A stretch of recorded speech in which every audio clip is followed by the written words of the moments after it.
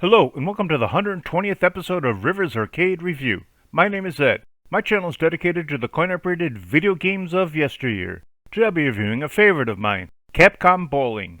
Capcom Bowling was released in 1988 by Capcom. My first time playing this game was at Haunted Trails in Burbank, Illinois. Capcom Bowling is a sporting game in which you play a game of bowling with a trackball and two buttons, one for right hook and one for left hook. The game takes place on an overhead view of a bowling lane. The object is to score as many pins as possible during a traditional 10-frame game of bowling.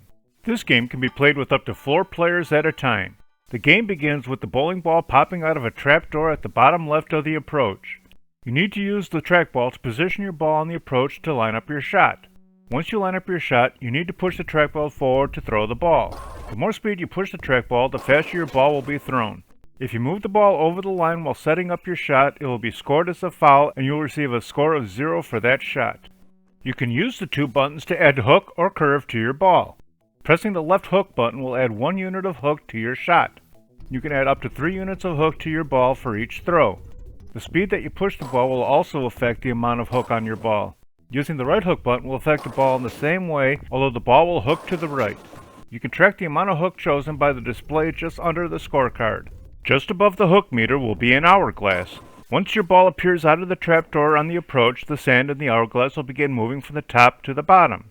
You must throw your ball before the sand runs out into the bottom of the hourglass. If the sand runs out before you throw the ball, you will receive a delay of game penalty and you will score a 0 for that shot.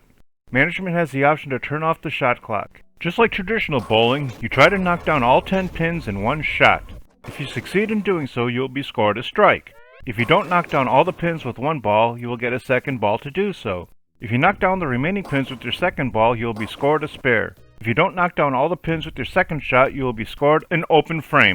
Anytime you score a strike or a spare, the display that shows the hook meter and hourglass will now show an exciter graphic as a way to congratulate you for a good shot. Although this is common at bowling centers nowadays, this was something unseen at the time and possibly gave the idea for the future of current scoring graphics.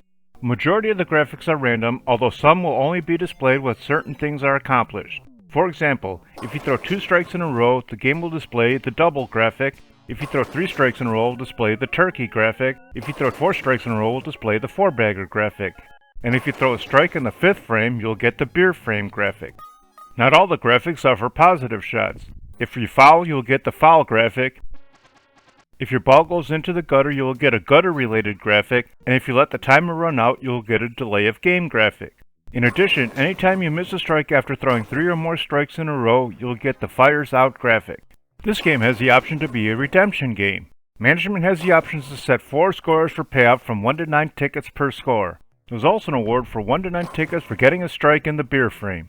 This game was released with 2 different sized trackballs, a 2-inch diameter and a 4-inch diameter. The size doesn't affect gameplay since there was a setting for the trackball size. This game was also released under the name Coors Light Bowling. This version of the game played exactly the same as Capcom Bowling, although there were some graphical differences. The first noticeable difference is that the hourglass timer has been replaced with a can of Coors Light and a beer mug.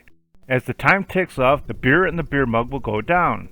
Just like before, when the mug becomes empty, you will get a delay of game penalty and a score of 0 for that shot. Many of the exciter graphics have also been changed for this version. The graphics that contained a bowling pin in the original release now have been replaced with a can of Coors Light. In addition, the beer frame graphic will now have a beer mug shaped like a frame from the scorecard with Coors Light written on the mug. Scoring for this game is exactly the same as regulation bowling. If you get a strike, you will earn 10 points plus whatever you score on the next 2 shots. If you throw a spare, you will get 10 points plus what you throw on the next shot. If you do not throw a strike or a spare, you will get whatever pins you knock down for that frame. I really like this game and would recommend playing it in an arcade, especially if you could find it as a redemption game, since emulation doesn't do this game justice since trackball input is required. I like this game more than Space Fever High Splitter, but not as much as Junior Pac-Man, so Capcom Bowling rolls its way into the 63rd position overall. Thanks for watching, I hope you enjoyed it. If you have any games you'd like me to review, please leave a message below or on my homepage. Please remember to hit like, share, and subscribe, and stay tuned to new videos every Sunday.